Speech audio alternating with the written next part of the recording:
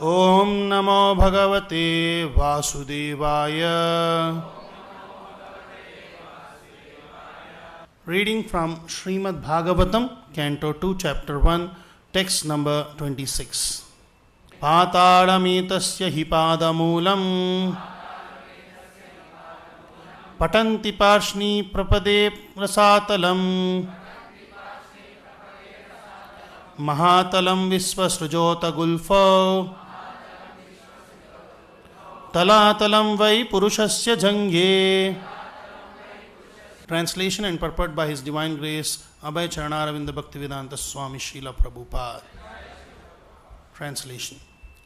Persons who have realized it have studied that the planets known as Patala constitute the bottoms of the feet of the Universal Lord, and the heels and the toes are the Rasatala planets.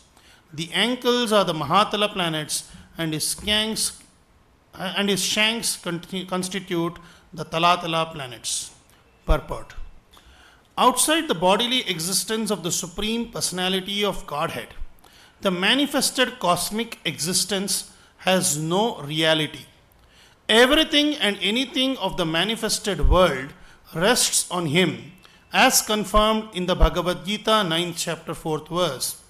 But that does not imply that everything and anything in the vision of a materialist is the Supreme Personality. The conception of the universal form of the Lord gives a chance to the materialist to think of the Supreme Lord. But the materialist must know for certain that his visualization of the world in a spirit of lording it over is not God realization. The materialistic view of exploitation of the material resources is occasioned by the illusion of the external energy of the Lord. And as such, if anyone wants to realize the supreme truth by conceiving of the universal form of the Lord, he must cultivate the service attitude. Unless the service attitude is revived, the conception of Virat realization will have very little effect on the seer. The transcendental Lord, in any conception of his form, is never a part of the material creation. He keeps his identity as Supreme Spirit in all circumstances and is never affected by the three material qualities, for everything material is contaminated. The Lord always exists by His internal energy. The universe is divided into 14 planetary systems. 7 planetary systems called Bhur, Bhuvar, Swar, Mahar, Janas, Tapas and Satya are upward planetary systems, one above the other. There are also 7 planetary systems downward, known as Atala, Vitala, Sutala, Talatala, Mahatala, Rasatala and Patala, gradually one below the other. In this verse, the description begins from the bottom because it is in the line of devotion that the Lord's bodily description should begin from His feet. Shukadeva Goswami is a recognized devotee of the Lord, and he is exactly correct in the description. Thus ends the Bhaktivedanta purport. Towards the end of 2025, in the month of December, the year-end edition of covering major news of 2025, one of the popular news magazine called India Today published a report of the achievements and of our India's prestigious organization called ISRO, Indian Space Research Organization, ISRO. Nisar Space Handshake. 5 times ISRO brought a smile to Indian faces in 2025. An India Today report on December 27, 2025. So they spoke about 5 groundbreaking moments from 2025 when ISRO reached new heights in space exploration. From record-breaking heavy launches to historic docking experiments, India's space agency is leading the global race. So what were they? One was the Bahubali rocket soared from the Satish Dhawan Space Center carrying the Bluebird Block 2 satellite weighing a massive 6,100 kg. So ISRO launched one rocket and it was very heavy, and so it was called Bahubali rocket. This was the heaviest commercial payload ever launched from Indian soil. This mission conducted for a US based AST space mobile demonstrated 100% precision. So this was one of the big achievements. And after that, of course, there was also a historic NASA-ISRO alliance called NISAR.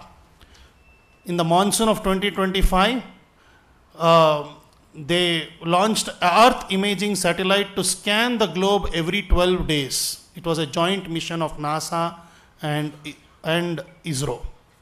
That was another achievement. And one of the Indians, Group Captain Shubhanshu Shukla, became a symbol of Indian grit on the International Space Station in mid-2025.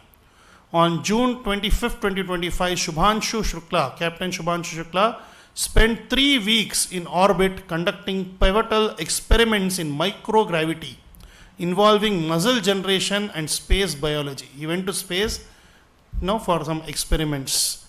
So this was another achievement. And of course, the 100th launch of milestone was achieved in Sriharikota. The ISRO launched 100th satellite of theirs. So like this, there were many achievements which were done by ISRO in the past year, and this was reported in India today. Following that, of course, it was not always all good. Indian Express carried in the month of January or February that there were also 2 successive launch failures of ISRO's, and so it has delayed some programs.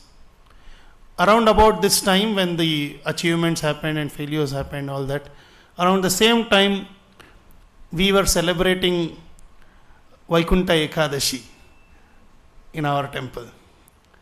And to our pleasure, the current chairman of ISRO, Sri V. Narayananji, visited the temple on Vaikuntha Ekadashi. And at that time he was talking, you see, they are all scientists, and they are trying to explore space, and ultimately the aim is to exploit and get whatever resources from the space for our country or for the world or whatever. It is in that mood. But these are ISRO scientists are a little bit different, that they, before every launch, they go to a temple, say Tirupati or Tirumala, they offer worship, they pray to the Lord for success, and then they go for the launch.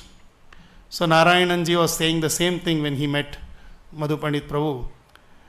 And at that time, Madhu Pandit Prabhu told him that his team can inform us in future whenever any launch happens. We will perform some Narasimha Homa before every launch and pray that whatever the Lord desires may happen. So you see, ISRO or any space organization is trying to exploit the resources of the world and the space. But ISRO is at least maintaining a kind of devotional attitude in doing so. So it is relevant. Why I am citing this in today's context is, in this verse, Shukadeva Goswami is explaining how the cosmic existence itself is being explained as the Virat Rupa, cosmic form of the Supreme Lord, on which one can meditate upon. So Prabhupada says in the purport, the conception of the universal form of the Lord gives a chance to the materialist to think of the Supreme Lord. But the materialist must know for certain that his visualization of this world in a spirit of lording over it is not God realization. The materialistic view of exploitation of the material resources is occasioned by illusion of external energy of the Lord And as such, if anyone wants to realize the supreme truth by conceiving of the universal form of the Lord, he must cultivate service attitude. Unless the service attitude is revived, the conception of Virat realization will have very little effect on the seer. So what does this mean? In other words, it means one may try to appreciate the supremacy of the Lord by seeing the majesty in the cosmic existence. But if one has only an exploitative attitude or an attitude to enjoy this nature for one's own senses, one cannot realize the Supreme Lord in it. He cannot see the Supreme Lord in it. We see often many people, they go to pictures, places, and for capturing photos of nature's scenic beauty, or admire the power of nature in terms of lightning, thunder, storms, cyclones. They say, oh, so powerful. Or when they stand in front of the ocean, the waves, and it appears very great, majestic, and they admire that, and they get excited that this is the power. So there are such people, or a class of people who say nature is God. Right? Many people say nature is God. Actually, that is the first stage of God realization. That's why this chapter itself is called the first stage of God realization. But this first stage also is achieved only, as Prabhupada explains in this purport, if one has a service attitude and not an exploitative attitude towards the nature or cosmic form of the Lord. Those who go to take photos and this thing of nature and say, oh, so beautiful, this thing I have taken and captured it for our own enjoyment. So they are not seeing the Lord there. Prabhupada says we can see Krishna in everything, as Krishna explains in Bhagavad Gita. So even in glass of water, when you taste water, rasoham apsukonta. If you think, this taste of water is Krishna, then you have seen Krishna. You have tasted Krishna. But if we do it in an exploitative mode, it is for me, then we cannot see the Lord. So although as Krishna describes in Bhagavad Gita, as quoted in this purport, in 9th chapter 4th verse, Maya tatamidam sarvam jagadavyakta murtina matstani sarva bhutani nachaham teshu avastitaha. By me, in my unmanifested form, means he is not manifested, unmanifested form, this entire universe is pervaded.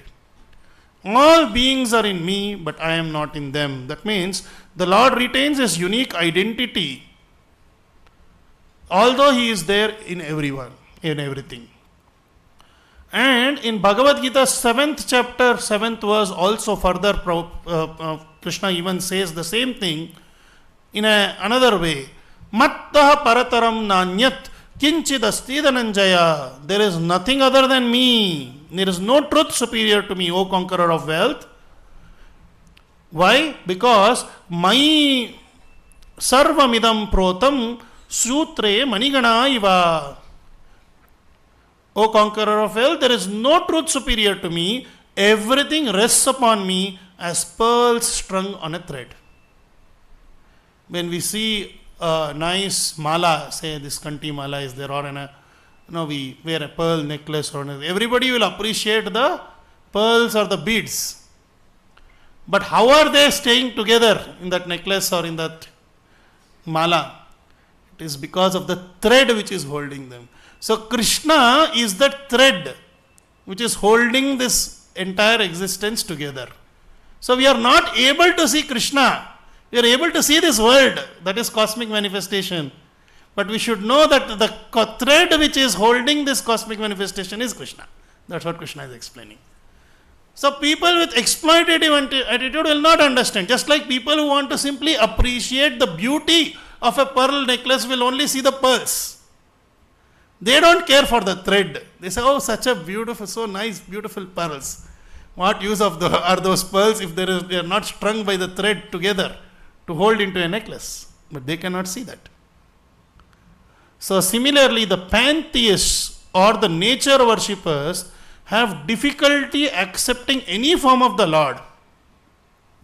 They cannot accept or appreciate the form of the Lord in a personal way.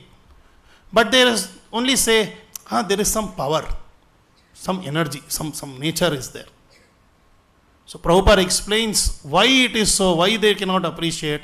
He explains in the purport to the verse in Bhagavad Gita 4th chapter 10th verse. The verse Krishna says, Vita raga bhayakroda manmaya mam upashritaha bahavo jnana tapasam putamadbhava madgataha. Vita raga bhayakroda, being freed from raga, attachment, bhaya, fear, and krodha, anger. Those who are being freed from raga, bhaya and krodha, attachment, fear and anger, and being fully absorbed in me, manmaya mam upashritaha, taking refuge in me. Only such people, many persons in the past who have been freed from raga, bhaya and krodha have become purified by knowledge of me. Thus they have all attained transcendental love for me, Krishna says. So Prabhupada in the purport says, as described above, it is very difficult for a person who is too materially affected to understand the personal nature of the Supreme Absolute Truth. For a person who is materially affected, he cannot understand personal nature of Supreme Absolute Truth. Generally, people who are in bodily conception of life, absorbed in materialism, they cannot imagine the Supreme Personality of Godhead to be a person. They cannot think God is a person. Why? Because such materialists cannot even imagine that there is a transcendental body which is imperishable, full of knowledge and eternally blissful. Why they cannot think? Because all that they have experienced, all that they have seen is in the material concept, the body is perishable. Any body means perishable, full of ignorance and completely miserable.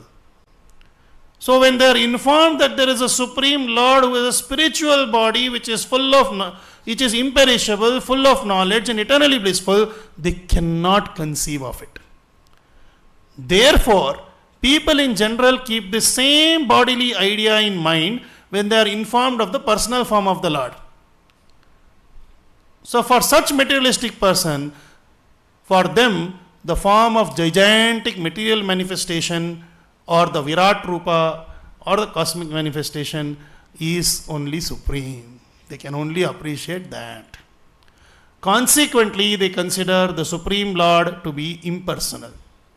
And because they are too materially absorbed, the conception of retaining the personality after liberation from matter frightens them. You see, first of all, raga, attachment to this body. But then they realize body is perishable, it is going to get destroyed, it is miserable, it is full of ignorance. So, because of that, they are frustrated. And so when they are informed that there is a spiritual body and you can attain your original spiritual form, they compare, they think that again form means destruction, form means ignorance, form means misery. So I don't want that. So that is bhaya. So they have raga, they have bhaya, and out of that they get frustrated with all their attempts to attain perfection or happiness. They get frustrated, so they develop krodha. So people who are having materialists who are either in raga, bhaya or krodha cannot appreciate the personal conception of the Lord. Hence, the impersonal conception or material manifestation is explained here to get them to appreciate the power of the Lord. But even this material cosmic form itself cannot be conceived unless one has developed service attitude. So developing service attitude is paramount even to realize the material cosmic manifestation as the form of Supreme Lord. If one's view of seeing the world is to exploit everything for one's own benefit and to lord it over the material nature, then such a person is called what? a person who desires to exploit this world for one's own enjoyment. Such a person is called?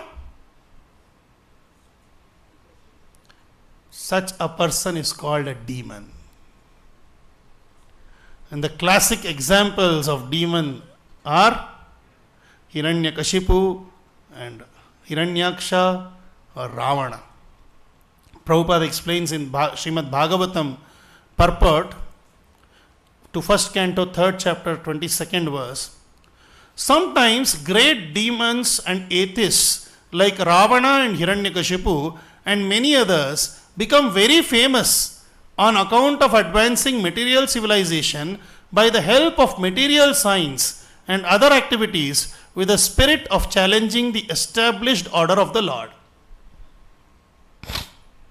For example, now coming back to space exploration, Prabhupada is giving this example.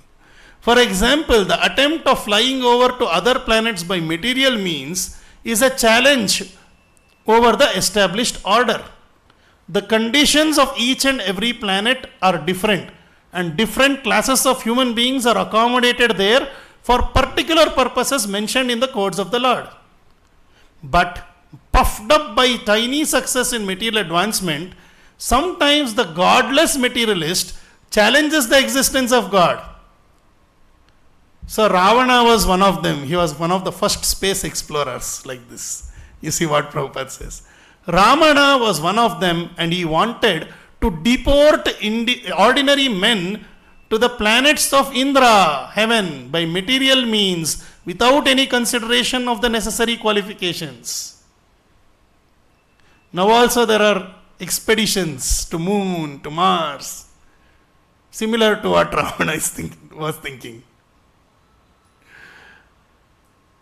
He wanted, what Ravana wanted? Ravana's ambition, you see how wonderful it was. We are still thinking of Chandra, Mangal, Chandrayaan, Mangalyaan. See Ravana's ambition. He wanted that a staircase may be built. Not just some spaceship, satellite, send one person, one Shubhanshu Shukla. No. He wanted a staircase to be built, directly reaching the heavenly planet, so that people in general may not be required to undergo the routine of pious work or punya karma for qualifying oneself to enter into that planet. He wanted to do many other similar work against the established rule of the Lord. Even he challenged the authority of Sri Rama, the personality of Godhead, and kidnapped his wife Sita. Of course, we know what happened. Lord Rama came to chastise these atheist class of men by the prayer and desire of the demigods, and he therefore took up the challenge of Ravana, and the complete activity is the subject matter of Ramayana.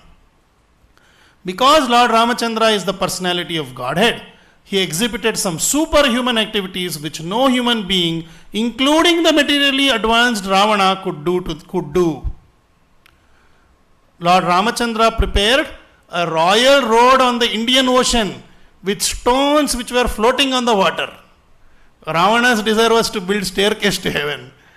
Rama built bridge with stones floating in the water. The modern scientists have searched out the region of weightlessness, but it is not possible for such scientists to bring in weightlessness anywhere and everywhere. But because weightlessness is the creation of the Lord, by which he can make the gigantic planets fly and float in the air. So he made the stones even within this earth into weightless and prepared a stone bridge on the sea without any supporting pillars. That is the display of all powerfulness of God.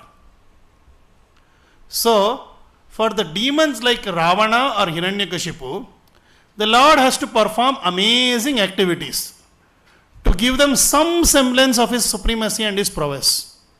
You see, the demons, they could not appreciate Lord unless he showed some power like this. They cannot, the demons cannot appreciate the Shyamasundara form of Krishna, the cowherd boy.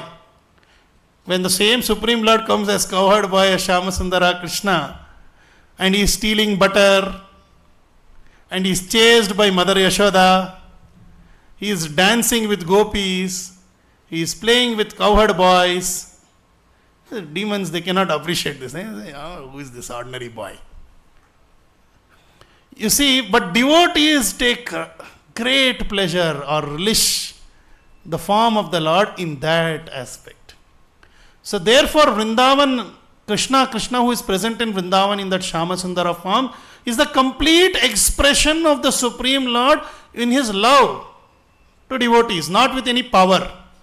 Therefore, you see Krishna when he is in Vrindavan as a cowherd boy, he is not, even when he is killing so many demons are attacking him, so many demons he is killing, he is not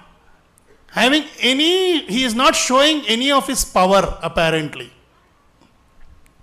When Lord killed Putana, he is a small tiny baby. No power, apparently powerless, completely dependent on his mother to drink milk. And Mother Ashoda gave to Putana, oh, take this. Just with his tender, soft lips, he sucked the breast of Putana and sucked her life here and killed her. No power display, but he killed. Then, with his tiny feet, he was lying under the cart. There was a Shakatasura demon there. Just kicked that with his tiny lotus feet, soft lotus feet, killed him.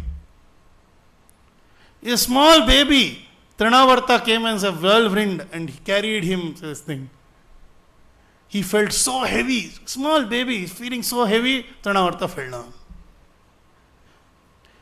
Then, Keshi demon, big horse, gigantic horse. Keshi Ghat you have seen in Vrindavan if you have gone. This huge place where Yamuna is flowing and that was created by the hoof prints of Keshi demon.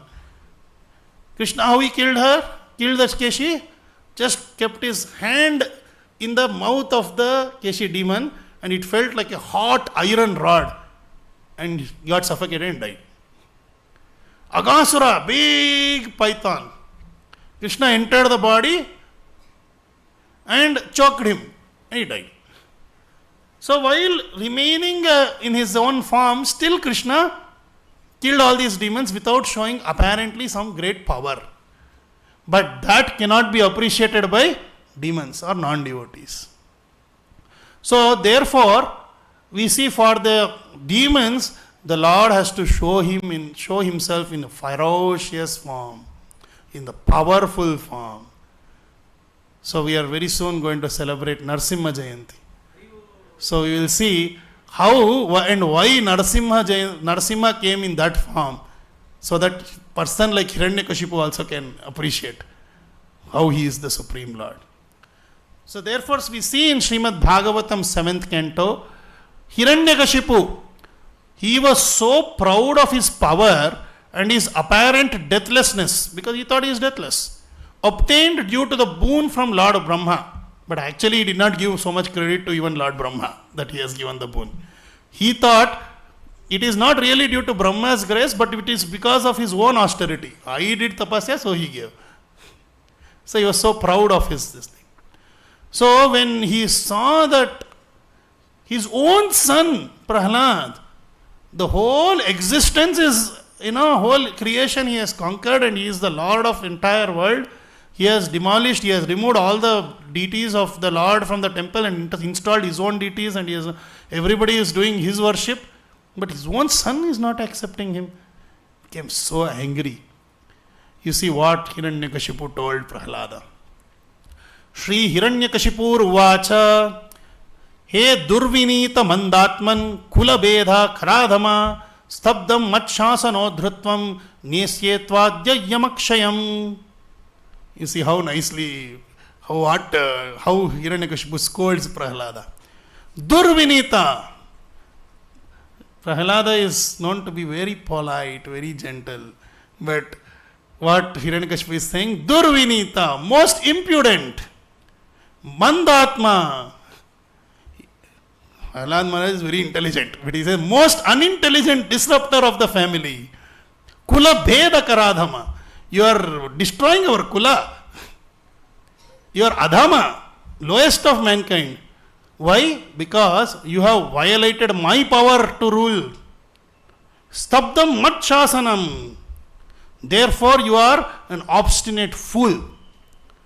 And then he said, today I shall send you to the place of Yamaraj. Kruddasya yasya kampante trayo loka saheshwaraha tasya me abhitvan mudha shasanam kim balotyaga.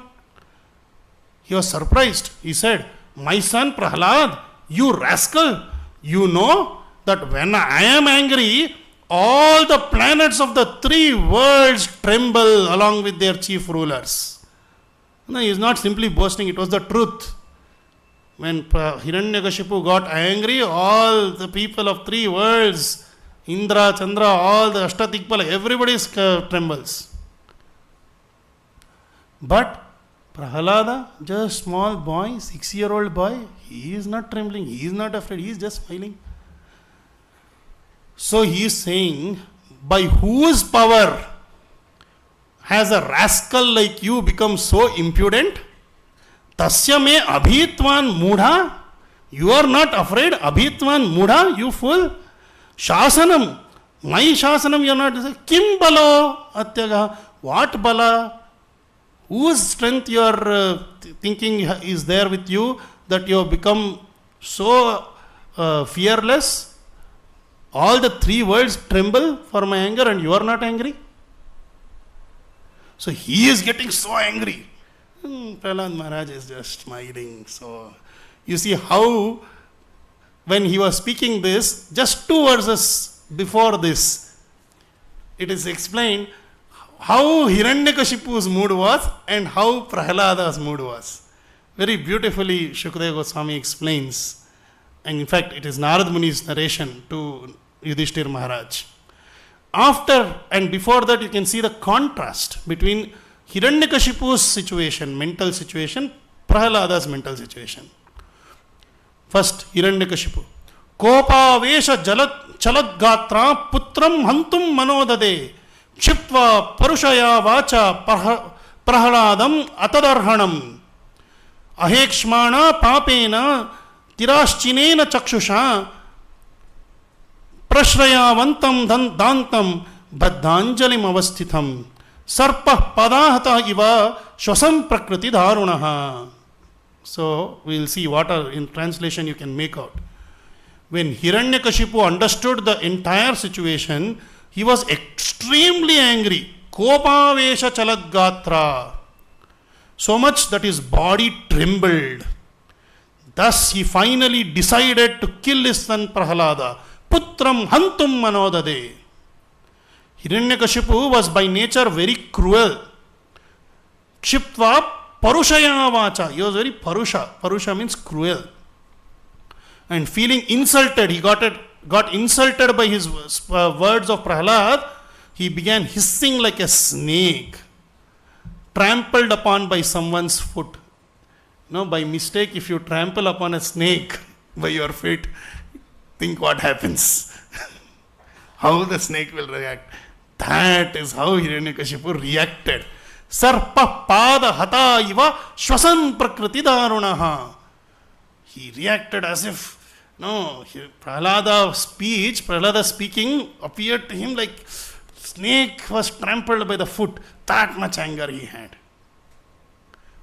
That was the mood of Hiranyakashipu. Now contrast. How was Prahlad Maharaj behaving? His son Prahlada was peaceful, mild and gentle. Prashrayavantam dantam. Mild and gentle. Bhaddanjalim avasthitam. His senses were under control. He was not at all angry. His senses were fully under his control. And he stood before whom? Before the Hiranyakashipu was so angry, like snake, he has trampled and the snake is ready to bite. Such mood is there in Hiranyakashipu. And how is he standing? He stood before Hiranyakashipu with folded hands. That is why Prahlada is called Prahlada. Prakrishtena ahladaha. He is always in great bliss. and looking at him gives bliss. Even to a demon like Hiranyakashipu is so angry, he's just very mild smile and holding his hands. So this was the mood of Prahlada. According to Prahlada's age and behavior, he was not to be chastised. Yet, with staring, crooked eyes, Hiranyakashipu rebuked him with the harsh words, which I already told. What are the harsh words? He's called him that most impudent, most unintelligent, disruptor of the family, lowest of mankind, all these things. So how did Prahlad Maharaj respond? Because Hiranyakashipu asked, no, so who is Bala? Whose strength, on whose strength you are standing like this fearless in front of me? So how did Prahlad Maharaj respond? Let's see. Shri Prahlada Uvacha Nake balam me bhavatascha rajan savai balam balinam chaparesham parevare mi sthirajangamaye brahmadayo yena visham pranita. Prahlad Maharaj said, my dear king, the source of my strength, the balam, savai balam balinam chaparesham, the source of my strength of which you are asking is also the source of yours. Whose bala you are saying? No, my bala, your bala, same. Indeed, the original source of all kinds of strength is one. It's only one person's strength. He is not only your strength or mine, but the only strength for everyone. Without him, no one can get any strength. Whether moving or not moving, superior or inferior, everyone, including Lord Brahma, is controlled by the strength of the Supreme Personality of Godhead. Because Hiranyakashipu had some faith in Brahma, because he had given him boon. So Prahlad Maharaj is establishing even Brahma's strength, from whom you got the boon to become deathless, that is also coming from him only, from the Supreme Personality of Godhead. Prahlad Maharaj is so fearlessly he said this. Further he said, Sa Ishvara kala urukramosau ojas saha sattva balendriyatma sa eva vishwam paramasva shakti bihi srijatyavati atiguna trayesha. That Supreme Personality of Godhead, who is the Supreme Controller and Time Factor, he is the power of senses, the power of mind, the power of body, and the vital force of the senses. His influence is unlimited. He is the best of all living entities, the controller of the three modes of nature. By his own power, he creates this cosmic manifestation, maintains it, and annihilates it also. He is saying that from him only I am getting the power. Prahlad Maharaj continued, therefore, my dear father, please give up your demonic mentality. Do not discriminate in your heart between enemies and friends. Make your mind equipoised toward everyone. Except for the uncontrolled and misguided mind, there is no enemy within this world. When one sees everyone on the platform of equality, one then comes to the position of worshipping the Lord perfectly. After this, he said something little, to provoke Hiranyakashipu. In former times, there were many fools like you who did not conquer the 6 enemies that steal away the wealth of the body. These fools were very proud, thinking, I have conquered all enemies in all the 10 directions. But if a person is victorious over the 6 enemies, what are the 6 enemies? Kama, Krodha, Lobha, Moha, Mada, Matsarya. The Ari Shad Varga. Ari means enemies. Shad Varga, 6. And is equipoised toward all living entities. For him, there are no enemies. Enemies are merely imagined by one in ignorance. Prahlad Maharaj said this. So, although just 6 years old, Prahlad Maharaj was such an amazing teacher, amazing preacher. He preached to his demoniac father about the need to control the mind and to stop thinking, feeling, willing with his false ego. thinking that he is the supreme. No. But unfortunately, even the best preacher had to fail. Apparently he had to fail.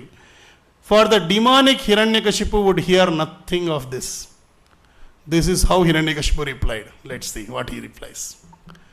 Shri Hiranyakashipu uvacha vyaktam tvam martu kamossi yo atimira yo atimatram vikattase mumurshunam hi mandatman nanusvur viklavagira. Hiranyakashipu replied, you rascal, you are trying to minimize my value as if you are better than me at controlling the senses. Because you think I am controlling everything, so I only, hey, what, you are better than me. Like, this is over intelligent. I can therefore understand that your desire is to die at my hands, for this kind of nonsensical talk is indulged in those who are about to die. So Hiranyakashipu got offended that how can he think he can control the senses better than me? Because who is the controller of entire existence? Me. So he took on his ego. That, how this small boy is saying, I don't have control, I have to control. As if he has control. I am the supreme controller here and he is telling me. So Prabhupada writes in the purport to this verse, it is said in Hitopadesha, Upadesho hi murkhanam prakopayana shantaye. If good instructions are given to a murkha or a foolish person, he does not take advantage of them but becomes more and more angry.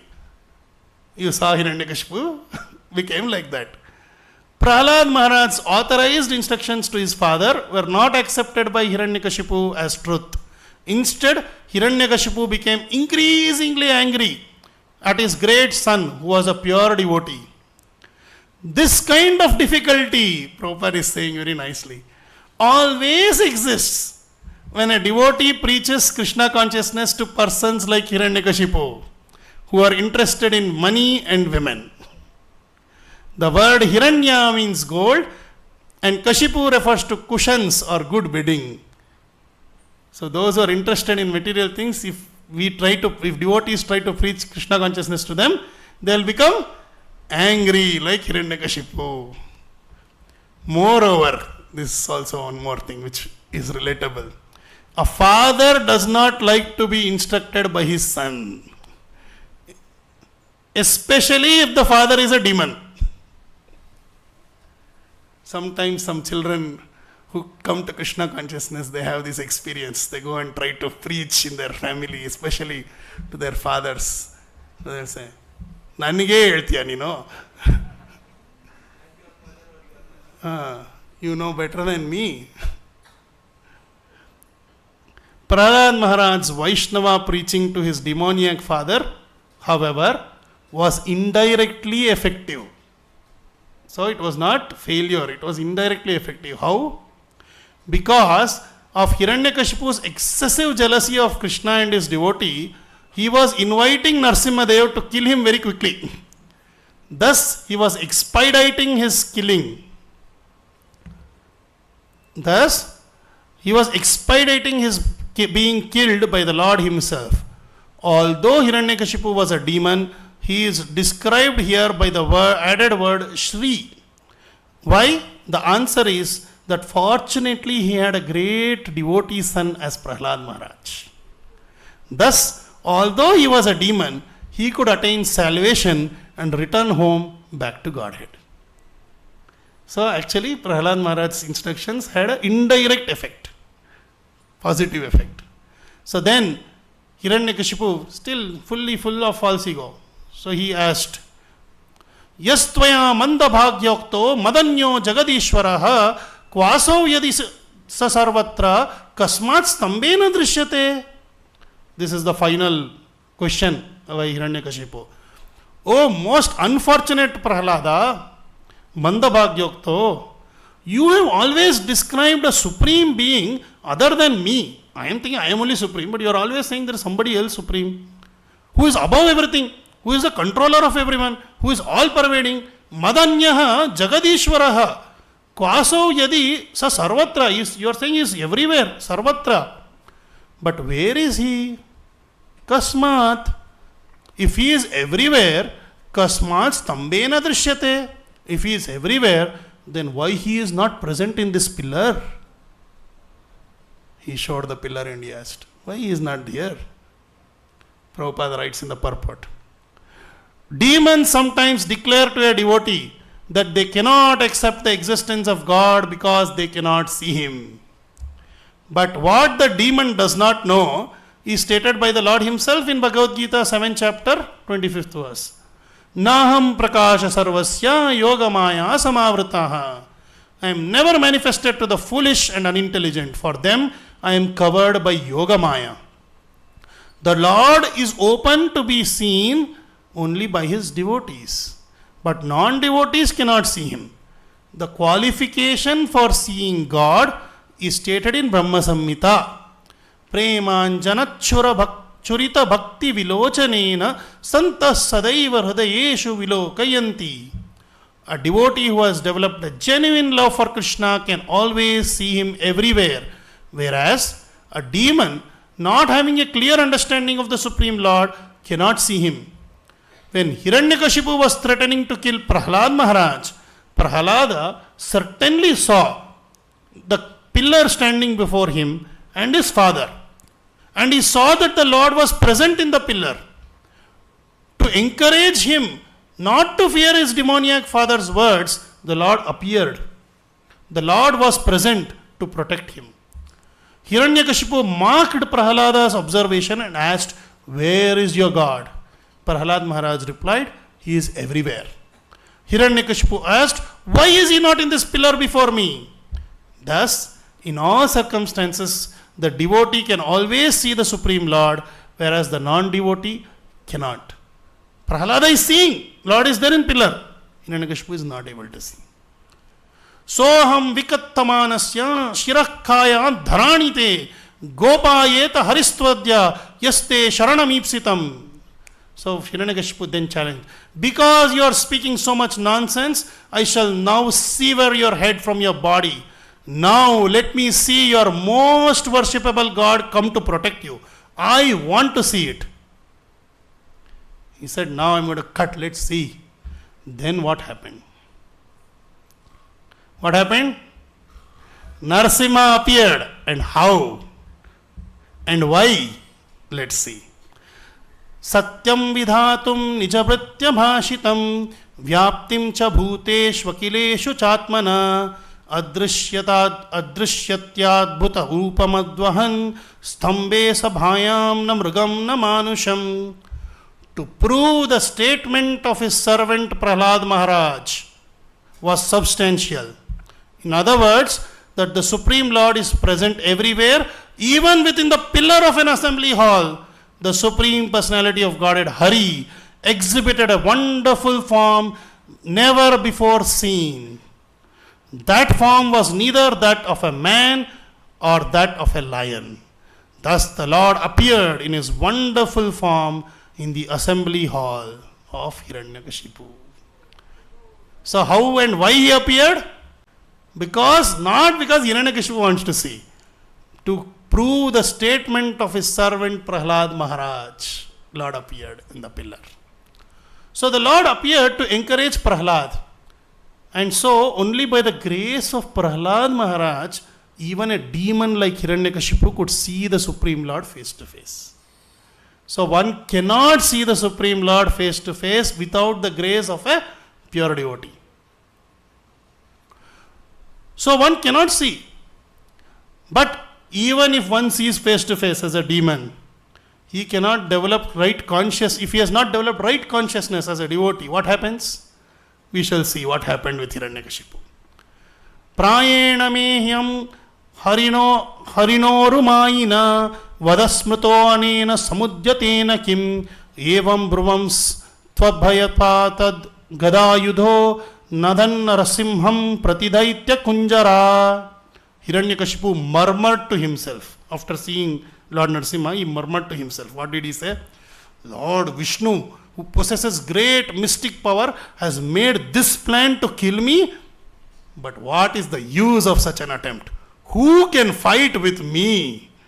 Thinking like this And taking up his club, Hiranyakashipu attacked the Lord like an elephant. So he's so foolish. Even after seeing Narasimha in that form, he thought, hey, he's thinking, who can kill me? Because he thought he's got the boon. So even after seeing Lord Vishnu in front of him, Narasimha, knowing him as Lord Vishnu, Hiranyakashipu in his ego, he also understood he is Vishnu only, because he said, Lord Vishnu has come, who possesses great mystic power, has made this plan. Still he is thinking, no, I got from my tapasya, I got boon, so he cannot do anything to me. Of course, we know how he was killed. How he was killed? We all pray every day in front of Narasimha temple. Tava kara kamala vare nakham adbhuta shringa dalita hiranyakashipu tanu bringam jaya Keshavadrita narahari rupa Jaya Jagadisha Hare Jaya Jagadisha Hare Jaya Jagadisha Hare. Anyone knows the meaning? Let's hear the meaning. Anybody? What is the meaning of this verse? Everybody is singing every day. Or whenever you come to temple at least. It says, "O my Lord, your hands are very beautiful like the lotus flower. But your long nails, you have ripped apart the wasp like Hiranyakashipu." So Hiranyakashipu was just like a wasp. Wasp means, a small fly. He has ripped apart with his long nails. Unto you, Lord of the universe, I offer my humble obeisances. So, from this instance of Prahlada and Hiranyakashipu, we can draw the conclusion that the Supreme Lord has to appear and show himself to the demonic through his ferocious forms, such as Narasimhadev. For the demons who cannot conceive of the Lord with love, he has to show himself in his power. Therefore, here in this conception, for the materialist, Shukadeva Goswami also explained Virat Rupa, which is the cosmic manifestation itself.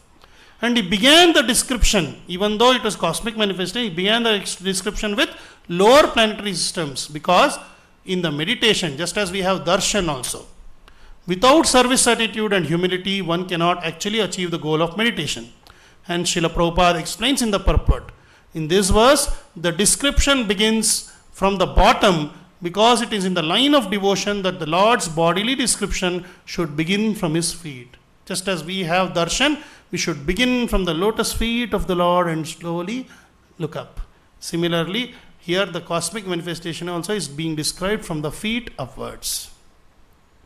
So, before we conclude, I also wanted to add another perspective of extending this verse meaning. Till now we discussed how the Supreme Lord appears in his Virat Rupa for those who cannot appreciate his personal form as Krishna, because they have not developed the love or Premanjana Churita Bhakti Vilochana, they don't have. So therefore cosmic manifestation or ferocious form of Narasimhadev.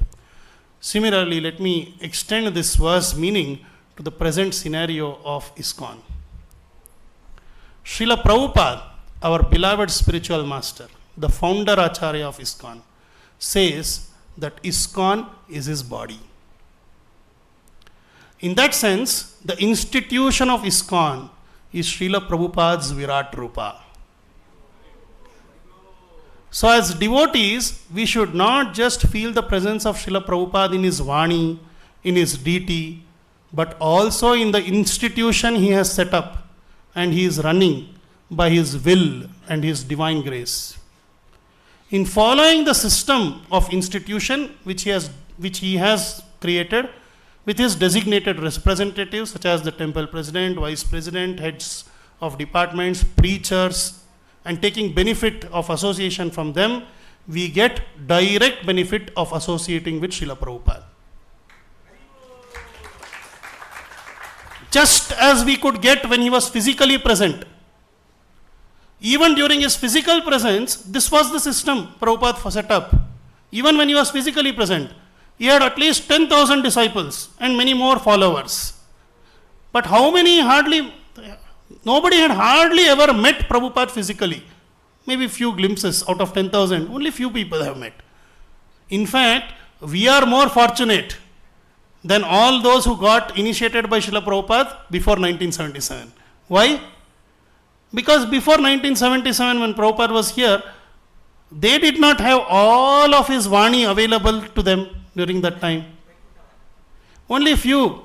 Whenever they could hear, they could see, they could go, they got some tape. Not everything was available. But today, we have every spoken word of Srila Prabhupada with us. So if we surrender to this cosmic form of Srila Prabhupada's Virat Rupa, that is his institution of ISKCON, and take the instructions flowing through this system, we get the maximum benefit of Srila Prabhupada's association. But for that, we should be having service attitude. Devotees with service attitude, for them, ISKCON is seen as Srila Prabhupada's personal form. And following the institution, following the system, is seen as following Srila Prabhupada. But those who don't have faith in his institutional setup, but have doubts, or even dismiss this setup, like those misguided people who have rejected Srila Prabhupada's final institutional directive given on July 9, 1977, through which he remains the only spiritual master for the institution. Srila Prabhupada gave this, by which he will remain the spiritual master in ISKCON forever, by his July 9, 1977 directive. But these people, they rejected. Some people rejected. So for them, what happens? They cannot see the institution of ISKCON as Prabhupada. It's surprising. Those who pose as devotees, doubt this system, like how we are following here in Srila Prabhupada's ISKCON, beginning from ISKCON Bangalore, and now we have spread all over. And when the people from the other side, they pose as devotees, they mock us, saying, how can the parampara stop with Srila Prabhupada? How can you know what Srila Prabhupada is wanting? If you write a letter to Prabhupada today, will you get a reply? They ask this. So therefore they reject Prabhupada's July 9, 1977 letter and resort to mental speculations. And they set up confusing, hodgepodge, experimental system of initiations, and it will result in fall down. It compromises sanctity of Prabhupada's institution, brings great disrepute to it. And there are few who are Prabhupada's book thumpers. They say, oh, we stick to Prabhupada's books. It is not there in Prabhupada's book, so you cannot do this. They want to restrict Prabhupada's mercy to what was delivered physically when Prabhupada was present in his books, lectures and conversations, rejecting the system which Prabhupada has set up in his institution. Even today, Prabhupada is alive and running and speaking through his institution. When the devotees are carrying out Prabhupada's instructions as per what he has said and running the institution, you should know Prabhupada is running the institution. Prabhupada is not dead and gone. Srila Prabhupada carefully built the ISKCON institution and provided the necessary guidance to implement his divine will, coming down in the parampara from Krishna to Chaitanya Mahaprabhu himself. If we simply follow this system without any change and conduct the affairs of this institution in cooperation, strictly following Prabhupada's instructions, then Srila Prabhupada's mercy and guidance will flow without any restrictions. So Srila Prabhupada explained the meaning of the word acharya, one who teaches by example. So the example he gave is, he set up this institution, declared himself not just as founder, but as founder acharya of ISKCON. He is the only founder acharya, teaching by his example. Hence, by following the system set up in his institution, we can access Srila Prabhupada's mercy and guidance in the same manner as any disciple who accessed it during his his manifest physical presence before 1977. If someone has any doubt in the effectiveness of this system, the proof is here. Come here and experience Prabhupada. Proof of the pudding is in the eating. Phalena parichiyate. Progress and growth of Prabhupada's ISKCON and Hare Krishna movement under the leadership of Srila Prabhupada's sincere disciples who faithfully follow the transcendental system he set up is a living testimony of Prabhupada's divine will, guidance and inspiration coming down through the system he established. But those who have doubts, Krishna has already answered them in Bhagavad Gita, 4th chapter, 40th verse. For the doubting soul, there is happiness neither in this world nor in the next. The doubting souls who doubt Srila Prabhupada's presence in his transcendental Vani and in the system he set up in his institution find neither happiness in their guru system experiments nor in the success of their institution. We are immensely grateful, therefore we should all be immensely grateful that Prabhupada is not a static personality. Prabhupada is not a person who lived between 1896 to 1977 and he's gone. His thoughts, ideas and visions for the movement are not restricted to what he said and did before 1977. Indeed, Prabhupada continues to give thoughts, ideas and vision for the movement for the next 10,000 years to his sincere followers through the divine institutional setup he has made. Therefore, when we sing in Guru Puja, Divya Gnan Hriday Prakashito, it is true, Prabhupada is guiding from the heart. Those who truly believe and faithfully follow the system, Prabhupada is still living, so they can see Prabhupada in the system. Just as often, Prabhupada himself stated. There is Srila Bhaktisiddhanta Saraswati Thakur, he says, Prabhupada says, Bhaktisiddhanta Saraswati Thakur always lived on with him by his instruction. He said, I never fail even a moment's separation from my spiritual master, Prabhupada said. Although Prabhupada met only 3-4 times Bhaktisiddhanta Saraswati Thakur. And he passed away in 1936, 35 or 36. And Srila Prabhupada started ISKCON in 1965. Prabhupada said, I never felt a moment where I didn't feel the presence of my spiritual master.